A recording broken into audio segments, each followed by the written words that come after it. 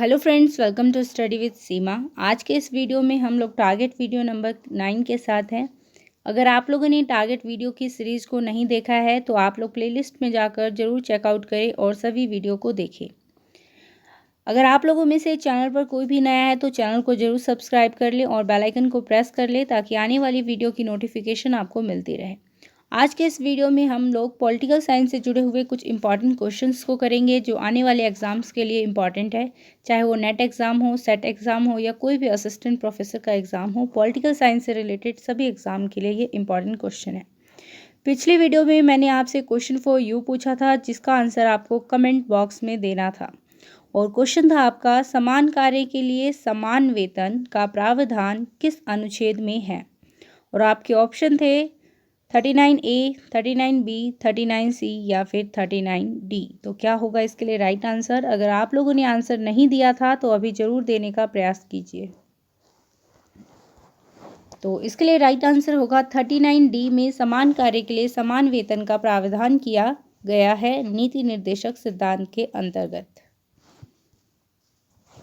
आज की वीडियो का फर्स्ट क्वेश्चन है आप लोगों के सामने, manufacturing consent is a phrase used for American hegemony through mass media by।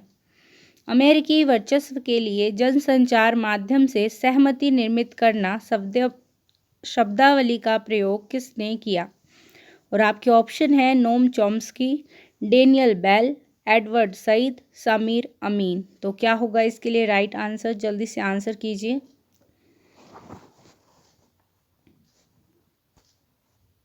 तो आई होप आप लोगों ने अपने आंसर को सिलेक्ट कर लिया होगा। तो इसके लिए राइट आंसर होगा ऑप्शन नंबर 1, नोम चॉम्स्की ने अमेरिकी वर्चस्व के लिए जनसंचार माध्यम से सहमति निर्मित करना शब्दावली का प्रयोग किया था। नेक्स्ट क्वेश्चन है आपका, who has identified party system in India from 1990s as multiple bipolarity.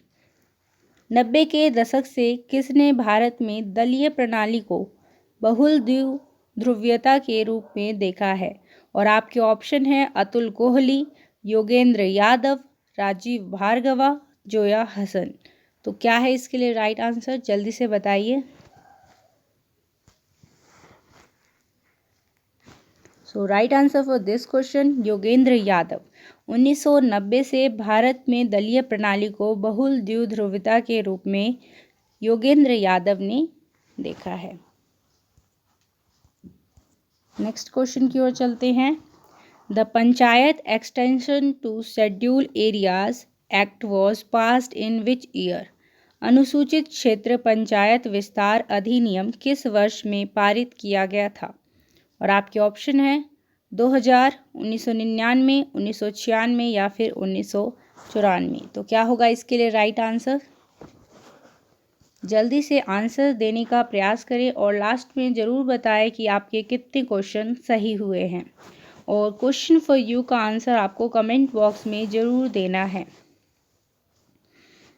तो इसके लिए राइट आंसर क्या होगा? अनुसूचित क्षेत्र पंचायत अधिनियम किस वर्ष में पारित किया गया था? जल्दी से आंसर दीजिए, इम्पॉर्टेंट क्वेश्चन है तो ज़रूर आंसर देने का प्रयास करें और नहीं भी आ रहा है तो भी आंसर दें।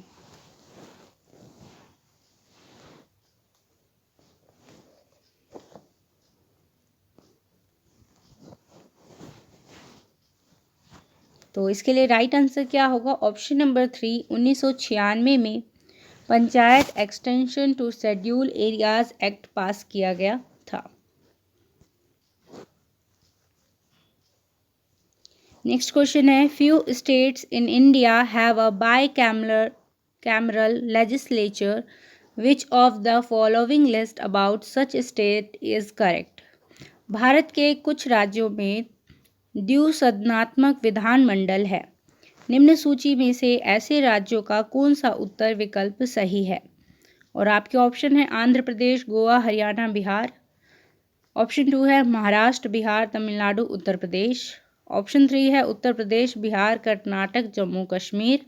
और ऑप्शन 4 है बिहार, कर्नाटक, गोवा और उत्तर प्रदेश। तो क्या होगा इसके लिए राइट आंसर? जल्दी से ज़रूर बताइए।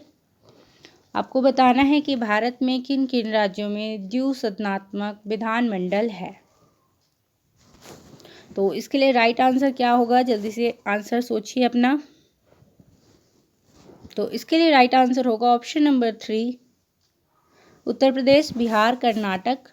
बट जम्मू कश्मीर अब इसमें शामिल नहीं है। अब भारत में केवल 6 राज्यों में द्विसदनात्मक विधानमंडल है। अनुच्छेद 370 के खत्म होने के बाद अब केवल 6 राज्यों में ही द्विसदनात्मक विधानमंडल है। और वो कौन कौन से 6 राज्य हैं?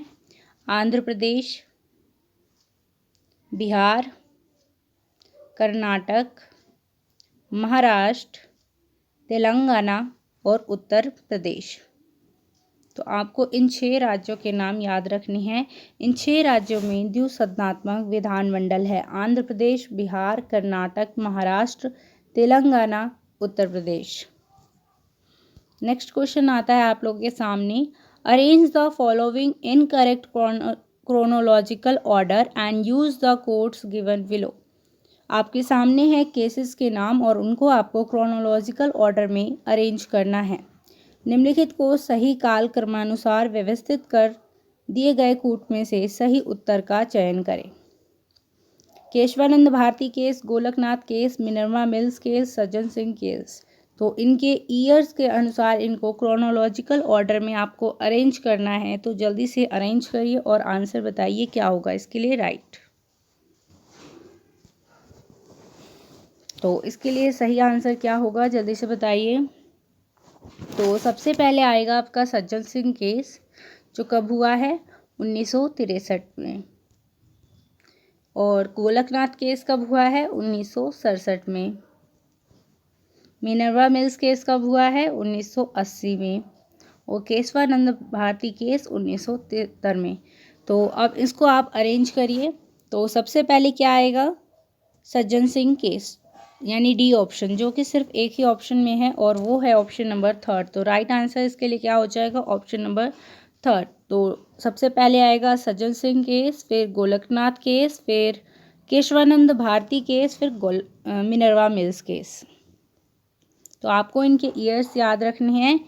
Kesavananda Bharati case 1973, Golaknath case 1967, Minerva Mills case 1980 और सज्जन सिंह केस 1963।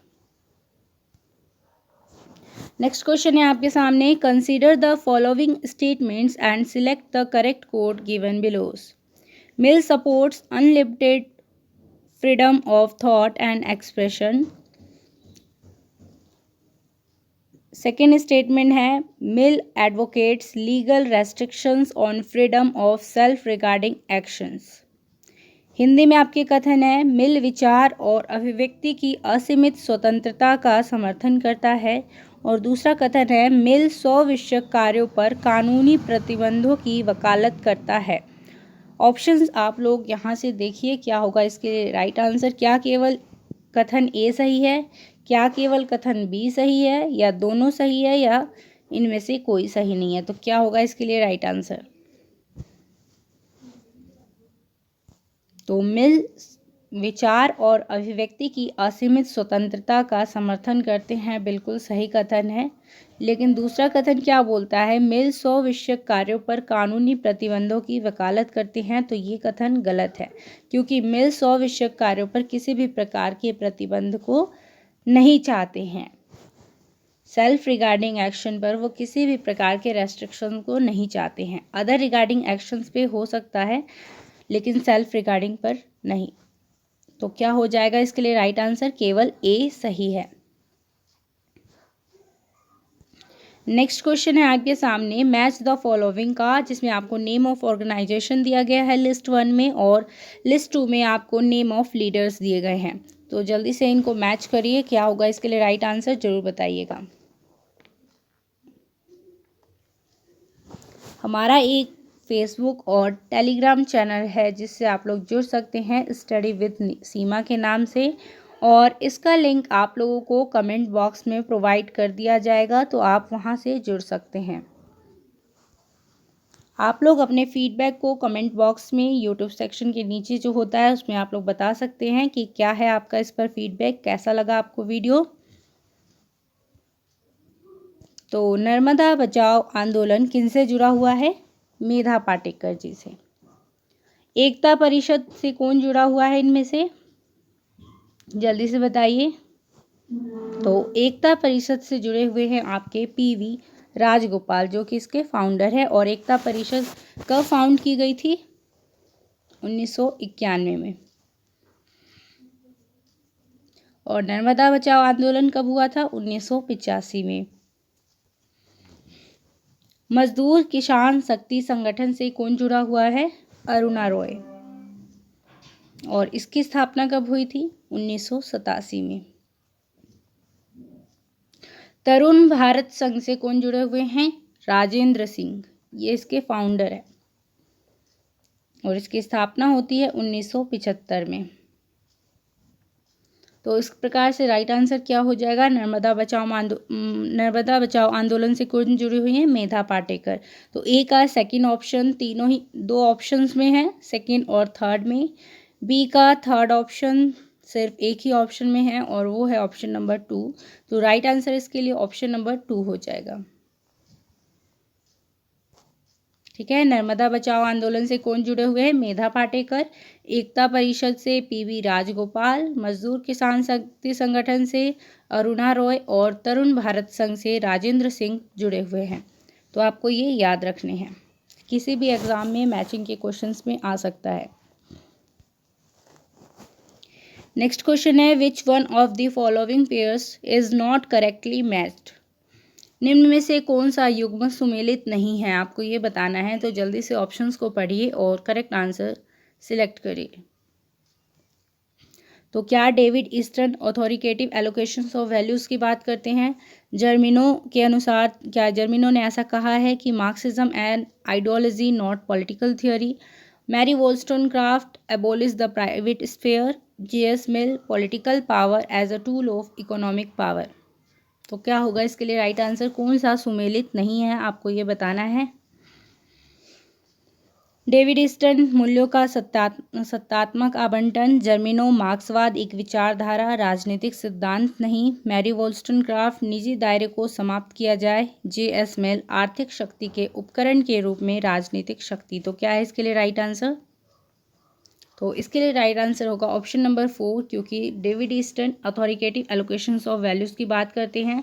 जर्मिनो के अनुसार मार्क्सिज्म एंड आइडियोलॉजी है लेकिन पॉलिटिकल थ्योरी नहीं है। मैरी वोllstonecraft एबॉलिश करने की बात करती हैं प्राइवेट स्फीयर को। इसलिए राइट आंसर क्या हो जाएगा? ऑप्शन नंबर 4 मैच नहीं है। नेक्स्ट क्वेश्चन है, who has describe natural right as nonsense upon stilts?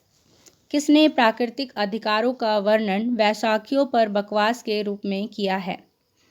आपके ऑप्शन हैं Burke, Bentham, Thomas Paine, Hume. तो इनमें से किसने नेचुरल राइट्स को as a nonsense upon stilts कहा है? तो क्या होगा इसके लिए राइट आंसर? जल्दी से बताइए और आपको आंसर जरूर करना है। हर क्वेश्चन का आंसर करने की कोशिश कीजिए और लास्ट में ज़रूर बताइए कि आपके कितने राइट आंसर हैं। तो किसने कहा है प्राकृतिक अधिकारों को बैसाखियों पर बकवास? बेंथम ने। तो राइट आंसर इसके लिए क्या होगा? Option number 2। नेक्स्ट क्वेश्चन है, who among the following defined freedom as the absence of opposition? निम्न में से किसने स्वतंत्रता को विरोध की अनुपस्थिति के रूप में परिभाषित किया है? और आपके ऑप्शन हैं John Locke, Rousseau, Thomas Hobbes या J.S. मिल। तो क्या होगा इसके लिए राइट आंसर? किसने स्वतंत्रता को विरोध की अनुपस्थिति एब्सेंस ऑफ अपोजिशन कहा है? तो राइट आंसर इसके लिए क्या होगा? Thomas Hobbes. ऑप्शन नंबर 3 इसके लिए बिल्कुल करेक्ट आंसर होगा। नेक्स्ट क्वेश्चन है, among the following what is not in conformity with the principle of equality? Protective discrimination, special reward for special ability, affirmative action of state, homogeneity. निम्नलिखित में से क्या समानता के सिद्धांत की अनुरूपता में नहीं है? संरक्षणात्मक विभेदन, विशेष योग्यता के लिए विशेष पुरस्कार, राज्य की सकारात्मक कार्रवाई या समरूपता। तो इसके लिए राइट आंसर क्या होगा? होमोजेनिटी यानी समरूपता समानता के सिद्धांत के अनुरूप नहीं है। नेक्स्ट क्वेश्चन है, John Rawls theory of justice is not related to. John Rawls के न्याय सिद्धांत से संबंधित नहीं है। क्या कौन सा सिद्धांत इनमें से जॉन रॉल्स के न्याय सिद्धांत से संबंधित नहीं है? आपके ऑप्शन है विशुद्ध प्रक्रियात्मक न्याय, अज्ञान का पर्दा, समान स्वतंत्रता, अधिकारिता सिद्धांत। तो क्या इसमें से नहीं जुड़ा हुआ है जॉन रॉल्स के जस्टिस से? तो इसके लिए राइट आंसर क्या होगा? ऑप्शन नंबर 4 एंटाइटलमेंट थ्योरी, अधिकारिता सिद्धांत। एंटाइटलमेंट थ्योरी से कौन जुड़ा हुआ है? Robert Nozick. और इनकी फेमस पुस्तक का क्या नाम है? Anarchy state and utopia. Next question है आपके सामने, कंसीडर द फॉलोइंग स्टेटमेंट्स। पहला स्टेटमेंट है, secularism is not synonymous to atheism. Secularism is not synonymous to atheism, first statement है आपका। सेकेंड स्टेटमेंट है, secularism is acceptance of cultural pluralism. निम्नांकित कथनों पर विचार कीजिए। पंथ निरपेक्षता नास्तिकता का पर्याय नहीं है। पंथ निरपेक्षता सांस्कृतिक बहुलवाद की स्वीकृति है। तो इनमें से कौन कौन से स्टेटमेंट सही है आपको ये बताने हैं। और आपके ऑप्शन है only A, only B, both A and B, या फिर नाइदर ए नॉट बी। तो क्या है इसके लिए राइट आंसर? तो क्या पंथ निरपेक्षता नास्तिकता का पर्याय नहीं है? तो बिल्कुल राइट स्टेटमेंट है ये। पंथ निरपेक्षता सांस्कृतिक बहुलवाद की स्वीकृति है, ये भी सही है। तो इस प्रकार से ये दोनों ही स्टेटमेंट सही है। तो राइट आंसर क्या हो जाएगा इसके लिए? Option number C, A and B दोनों ही सही हैं। नेक्स्ट क्वेश्चन है, match the list 1 with list 2 and select the correct answer by using the codes given below.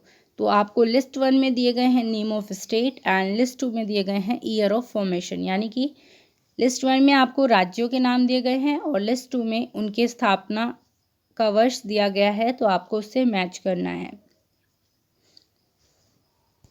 तो जल्दी से कोड देखिए और आंसर चूज करिए अपना।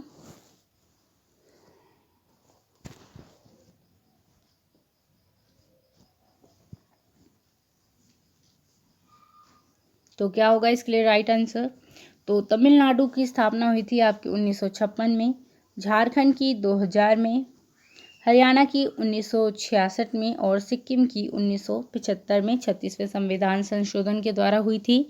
तो राइट आंसर इसके लिए क्या हो जाएगा? ए का सेकंड ऑप्शन किस किस ऑप्शन में है? 2 ऑप्शन में है, फर्स्ट एंड थर्ड में। बी का थर्ड ऑप्शन किस किस में है? दोनों ही ऑप्शन में है। फर्स्ट और थर्ड में हमें ढूंढना है कि क्या होगा राइट आंसर। तो सी का फोर्थ ऑप्शन किस किस में है? सी का हमें क्या चाहिए? सी का फर्स्ट ऑप्शन हमें चाहिए, जो कि हमारा ऑप्शन नंबर थर्ड में मिलता है। तो right answer option number third हो जाएगा।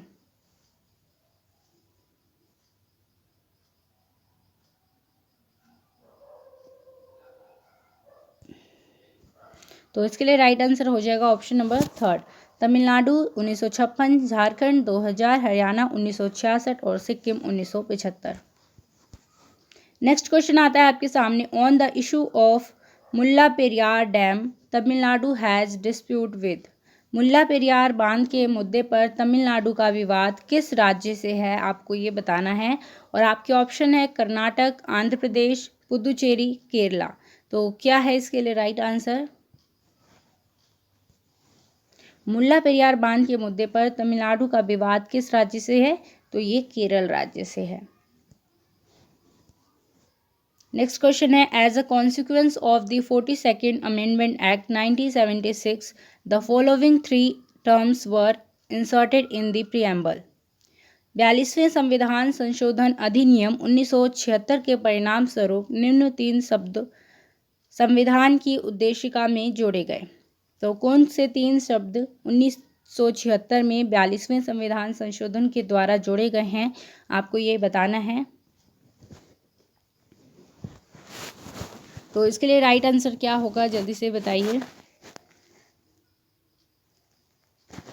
तो इसके लिए राइट आंसर होगा option number 1, socialist secular integrity, Samajwadi, पंथ निरपेक्ष और अखंडता।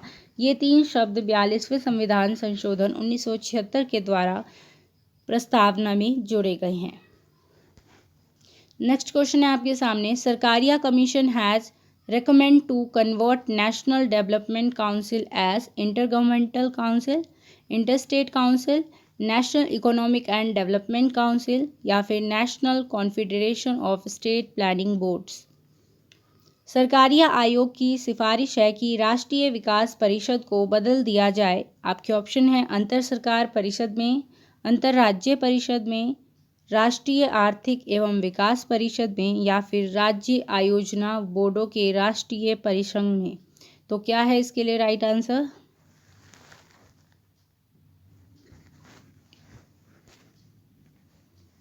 तो इसके लिए राइट आंसर होगा option number 3, national economic and development council, राष्ट्रीय आर्थिक एवं विकास परिषद में। सरकारिया कमीशन ने क्या सिफारिश की है, राष्ट्रीय विकास परिषद को राष्ट्रीय आर्थिक एवं विकास परिषद में बदल दिया जाए।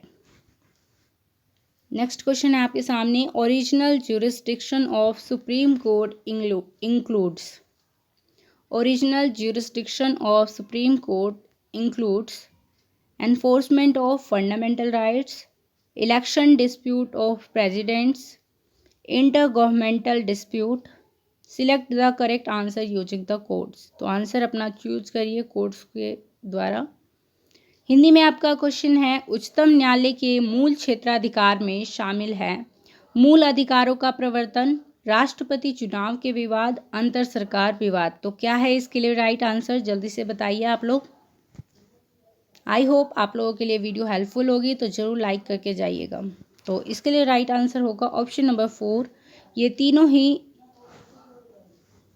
सुप्रीम कोर्ट के ओरिजिनल ज्यूरिसडिक्शन के अंतर्गत आते हैं। ठीक है, तो नेक्स्ट क्वेश्चन आता है आप लोगों के सामने,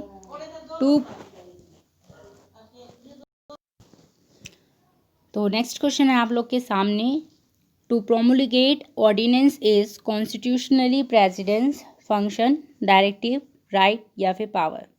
संविधानतः अध्यादेश प्रख्यापित करना राष्ट्रपति का कृत्य है, निर्देश है, अधिकार है या फिर शक्ति है। तो क्या होगा इसके लिए राइट आंसर, जल्दी से आंसर कीजिए। तो इसके लिए राइट आंसर होगा ऑप्शन नंबर 4, पावर यानी शक्ति। तो संविधानतः अध्यादेश प्रख्यापित करना राष्ट्रपति की एक शक्ति है। नेक्स्ट क्वेश्चन है आपके सामने, which of the constitutional amendment restricted the size of the council of minister to 50% of total numbers of members of Lok Sabha. किस संविधान संशोधन द्वारा मंत्रिपरिषद की सदस्य संख्या को लोकसभा के कुल सदस्यों की संख्या के 15% तक सीमित कर दिया गया है? और आपके ऑप्शन है 93वां संविधान संशोधन 2003, 89वां संविधान संशोधन 2001, 91वां संविधान संशोधन 2003, 91वां संविधान संशोधन 2002। तो क्या है इसके लिए राइट आंसर?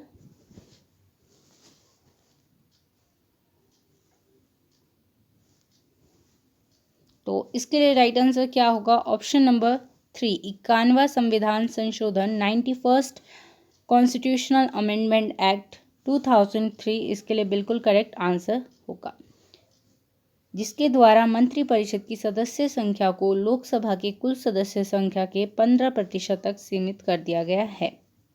तो इसी के साथ आता है आप लोगों के लिए क्वेश्चन फॉर यू, जिसका आंसर आप लोग को कमेंट बॉक्स में ज़रूर करना है, जो भी आपको लगता है इसका आंसर। तो आज आप लोग क्वेश्चन फॉर यू का आंसर करके नीचे ज़रूर जाएंगे। तो राइट आंसर इसके लिए क्या होगा, ज़रूर आंसर कीजिएगा। क्वेश्चन है, who said this, when people are impoverished they become greedy, when they are greedy they become disaffected, when disaffected they voluntarily go to the side of the enemy and destroy their own master. जब लोग दरिद्र होते हैं तो वे लालची हो जाते हैं, जब वे लालची होते हैं तो वे असंतुष्ट हो जाते हैं और असंतुष्ट होने पर वे स्वेच्छा से शत्रु के पक्षधर हो जाते हैं और अपने स्वामी का नाश कर देते हैं। यह कथन किसका है? और आपके ऑप्शन हैं गांधी, रूसो, कौटिल्य या हॉब्स। तो आई होप आप इसका आंसर आज जरूर करेंगे। और इसी के साथ वीडियो पसंद आई होगी तो लाइक ज़रूर करिएगा, अपने दोस्तों में शेयर करिएगा, चैनल को सब्सक्राइब कर लीजिएगा। Thanks for watching, have a nice day.